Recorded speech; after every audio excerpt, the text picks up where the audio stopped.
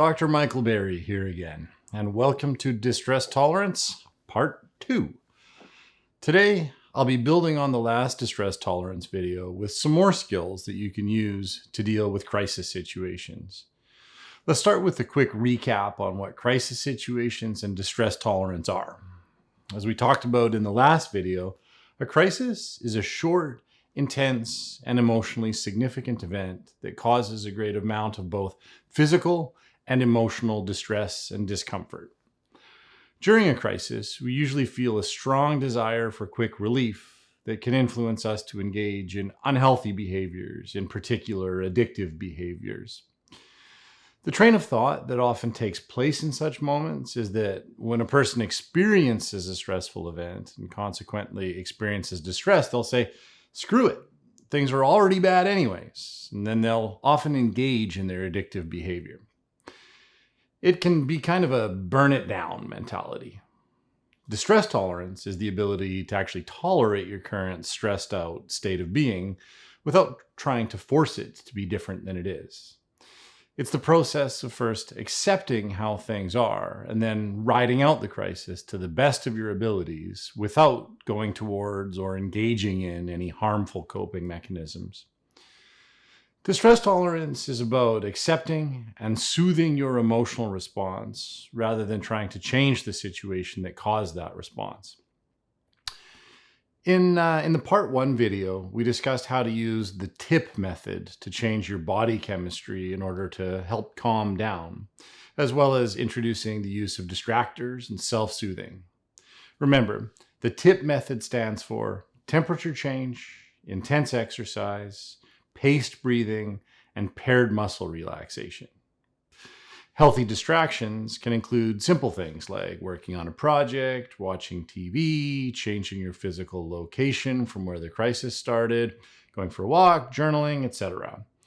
Or it can include the use of stronger physical distraction like holding an ice pack in your hands and sort of focusing in on that sensation. Self-soothing can also engage your senses in safe, comforting activities, drinking a warm cup of tea, for instance, taking a bath, listening to relaxing music. And self-soothing can also use thinking techniques, like telling yourself positive, encouraging, or affirming messages. That's a bit of a summary of the last part. In this video, I'm going to tell you about some additional distress tolerance techniques, particularly the stop exercise, the use of pros and cons, and what's called the improving the moment method. So let's jump right in. Let's start with the STOP method. Now, the STOP method is another acronym. It stands for stop, take a step back, observe, and then proceed mindfully. With this method, the first step is to take when you feel yourself entering the panic mode is to completely, number one, just stop everything you're doing. Stop moving. If you're doing a task, just hit pause and stay still for a minute. And don't let yourself enter into autopilot mode where you allow your emotions to take over. I've seen clients make really good use of this with addictive behavior, with anger outbursts as well towards other people, and with other types of damaging or unhelpful behavior. It's really useful. The goal is to gain a sense of control, and it begins with that simple act of self-restraint. Just stop for a minute. The next thing you're going to do is number 2, take a step back from the situation. You can remove yourself from the setting temporarily if that's possible, just to give yourself a little bit of space. If you're in the middle of an interaction with someone else, it can often be helpful to say something like, "Listen, I need to hit pause for a minute," and then just get some distance from the other person temporarily. A little bit of time and space will help you to reduce the intensity of your emotional response. This is literally space to breathe, and it can be a good time to do one of the breathing exercises that we've talked about to help yourself cool down from the distress. Next, you're going to, number 3, observe your situation, both internally and externally. What is going through your mind right now? What emotions are you feeling? Try naming those emotions. What does your body feel like? What are others around you saying or doing?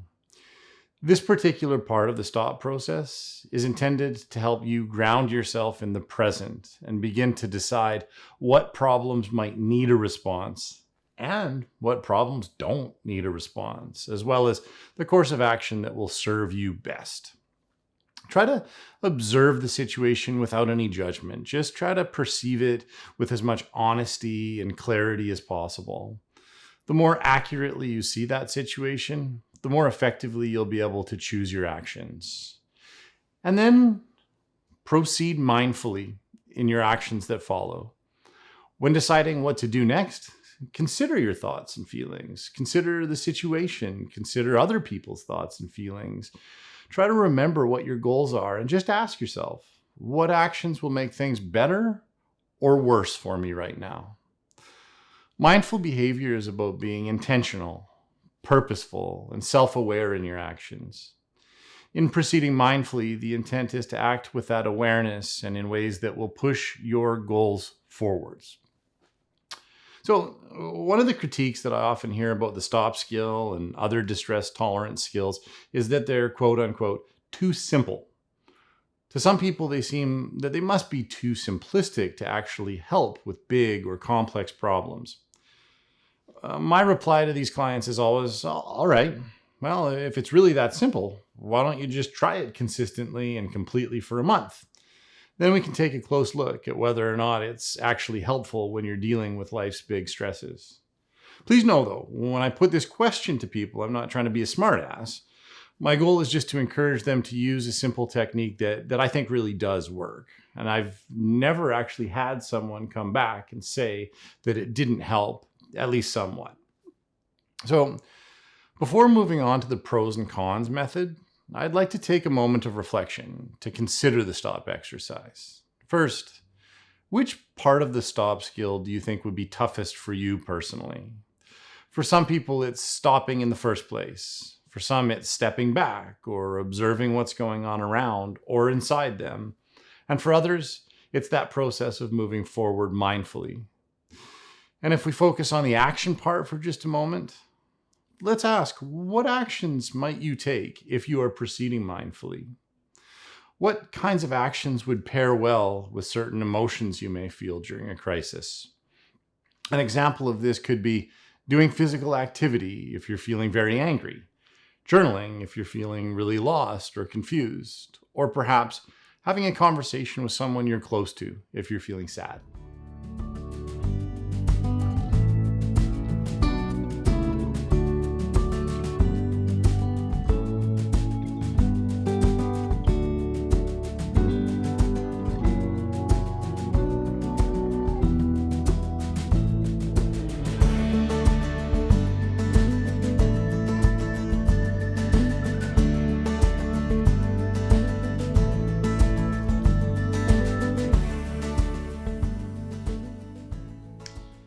Now I'd like to talk to you about using pros and cons in a crisis scenario. Pros and cons lists are one of the most common exercises used in therapy for a plethora of topics, and they're popular for good reason. There's just something about writing out a list and filling out the options, then reading it, that really helps put things in perspective. Something so simple as a list with the consequences of your potential decision staring back at you can really help you internalize just how important your choices are and shows you how much you can gain from making the right call. It also helps you make sure that you're making logical, responsible decisions in the face of distress. As I mentioned before, in crisis, people often have a tendency to go into autopilot and let their emotions take over their decision making.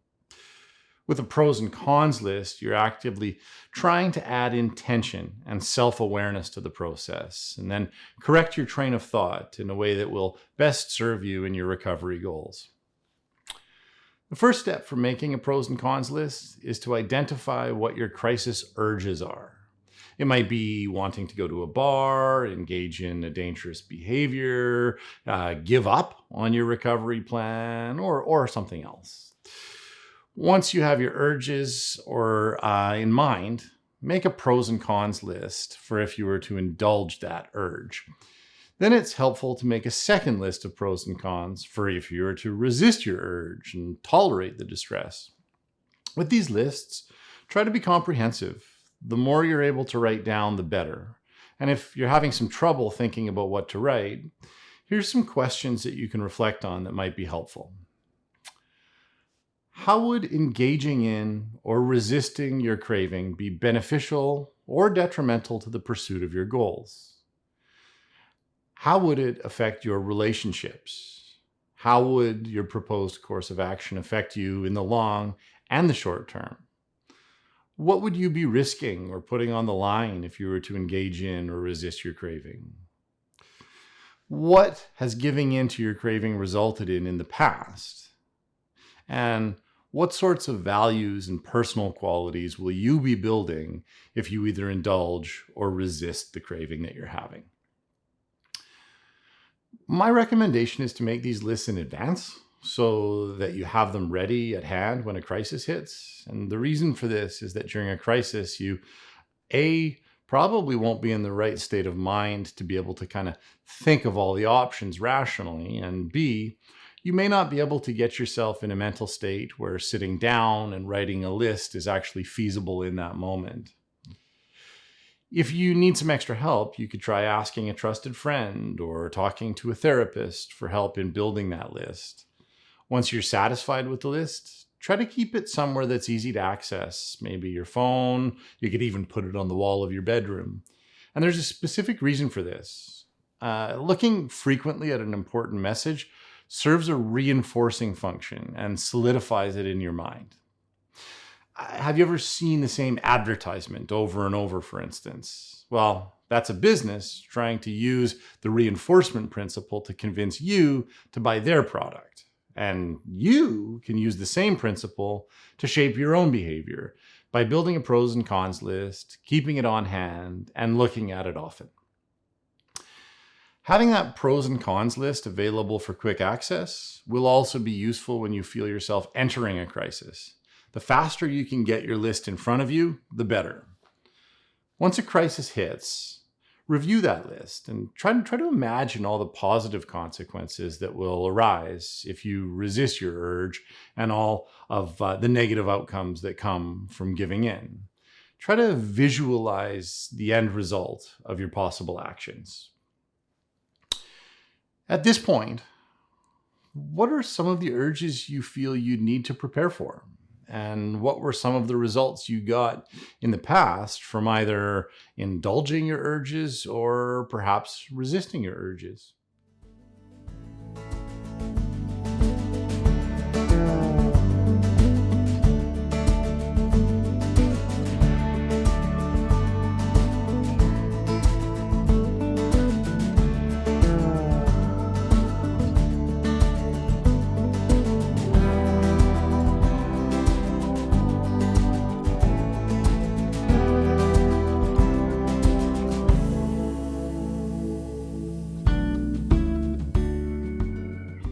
Okay, so we talked a bit about using distractions in the previous distress tolerance video, but I'd like to add just a few more tips that you may not have considered.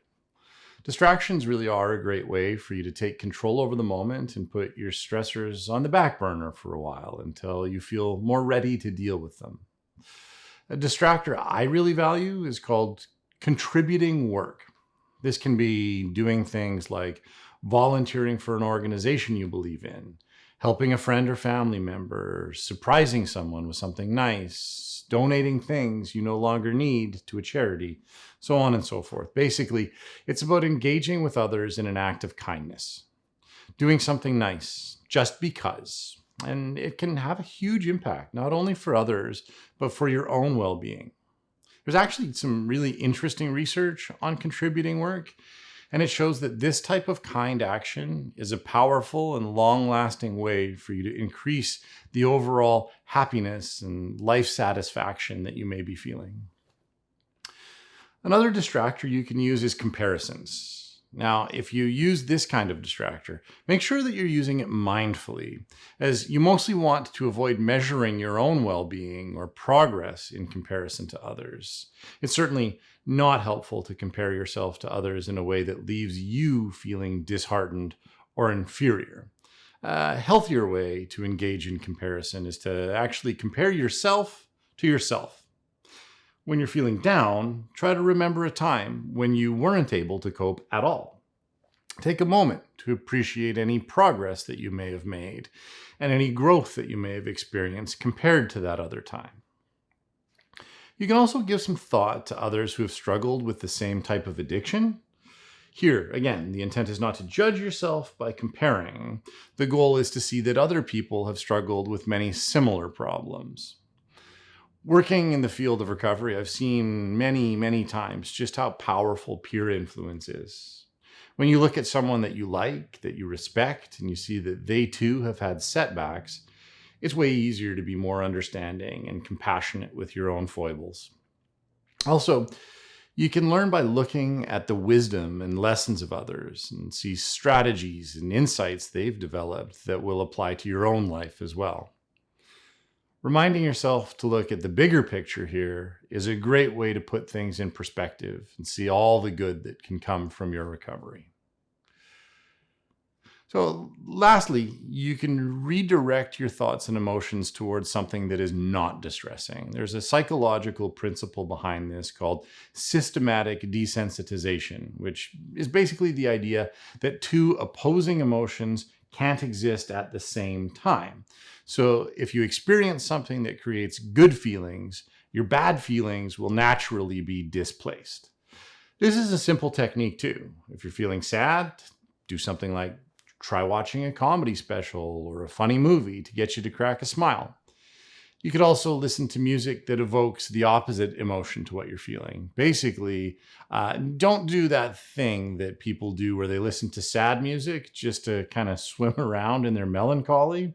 Listen to something that's uplifting for you. You can also try changing your thoughts by doing some work, doing a Sudoku or puzzle. Anything that engages your mind in a neutral or good activity is a great way to kind of redirect your energy and tolerate your distress, change your state of mood. Have you ever used any of these distractors? Which ones? How did you feel, or how did you think you'd feel if you tried them out?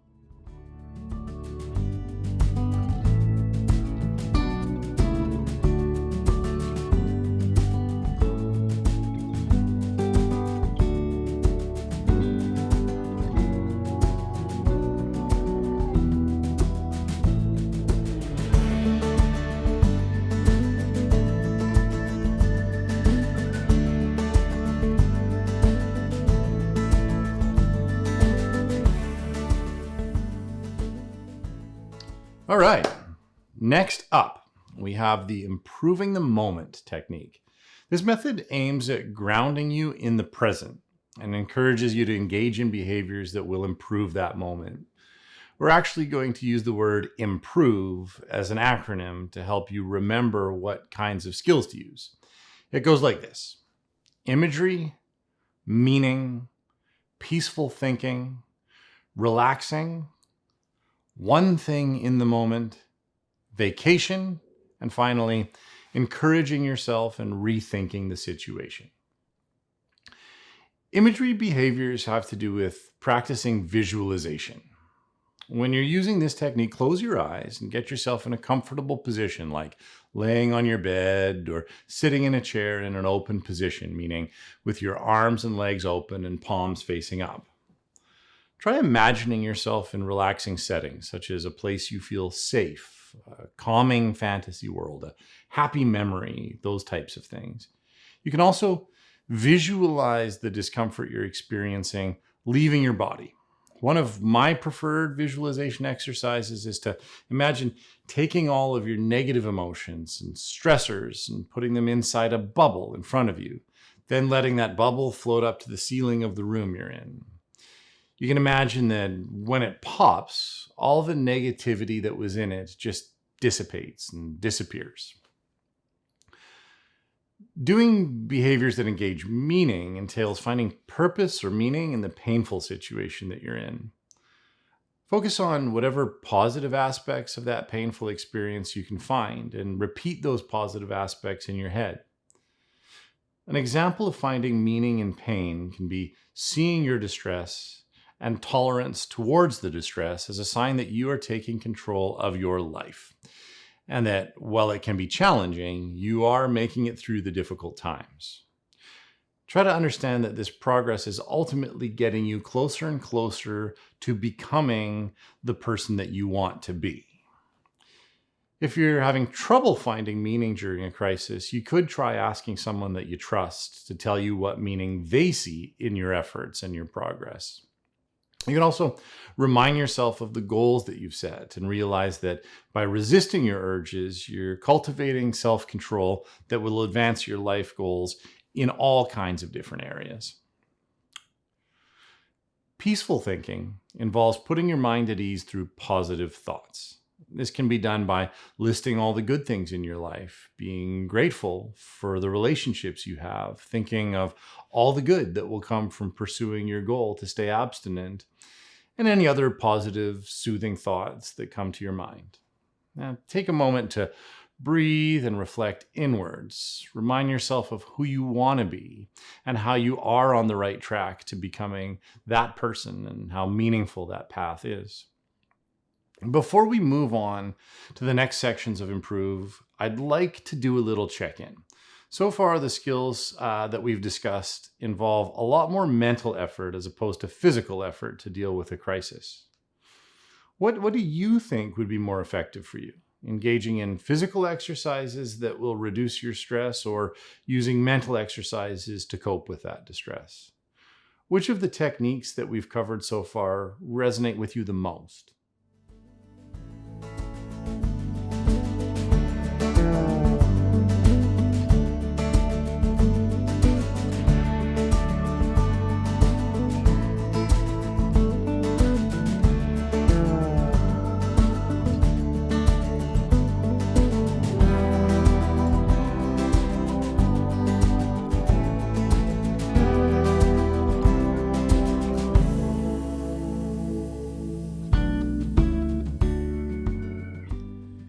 Moving on, we have relaxation actions, which can be anything that helps you unwind in a healthy way. Some examples we've talked about before would be taking a bubble bath, drinking some tea, stretching, deep breathing, muscle relaxation, etc.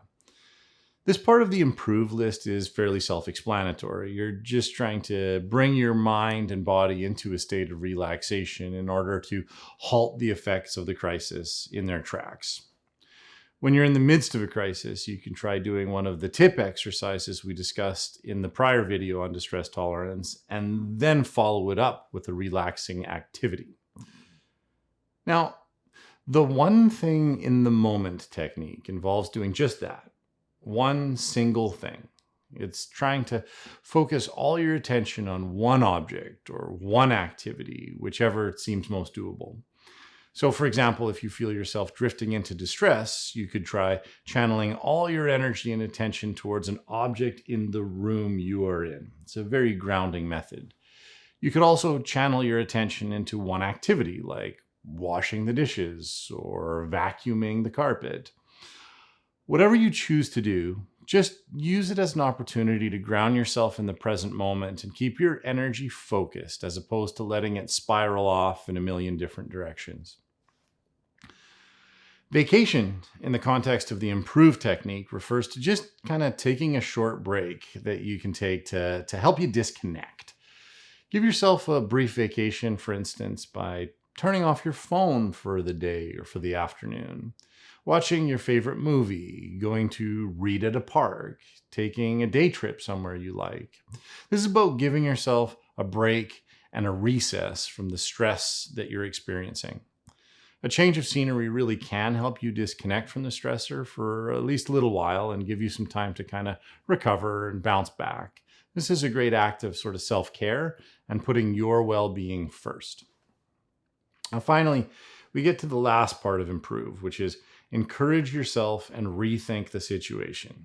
Sometimes, honestly, we have to be our own cheerleader and use encouraging self talk to kind of hype ourselves up. And reframing your current state can have a bigger impact than you might think. You could try finding mantras that will speak to you. Stuff like, I will make it out of this, or maybe, I am doing the best I can.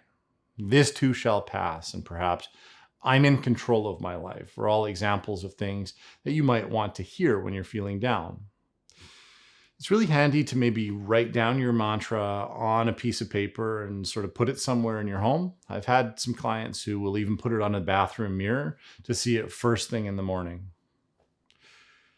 I know I've just thrown a lot at you with this section, but I hope that some of these tips caught your attention. Which components of the improving the moment method do pique your interest? How do you see yourself implementing it in your life?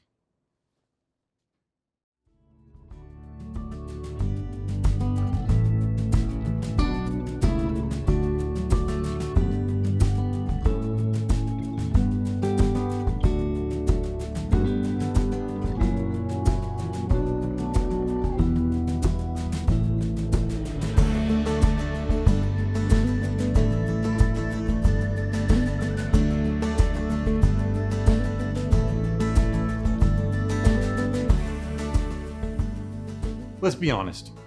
Dealing with a crisis is hard, but the more you practice handling distress in healthy ways, the better you'll get at it. Try them. They're simple, doable, and they do work. Remember to be patient with yourself while you find the techniques that work best for you. Also, remain mindful that distress tolerance techniques aren't meant to get rid of your negative emotions altogether. Feelings are part of life. So if you find yourself getting frustrated with the fact that you're still upset, even after doing a distress tolerance technique, maybe try to remind yourself that it is normal and that eliminating your emotions was never actually the goal. The goal is to get yourself into a calmer state of being so that you're better able to handle the negative emotions without engaging in unhealthy or unhelpful behaviors that worsen the situation. As I always say, the emotions are temporary and survivable. As unpleasant as some feelings may be, they can't actually harm you.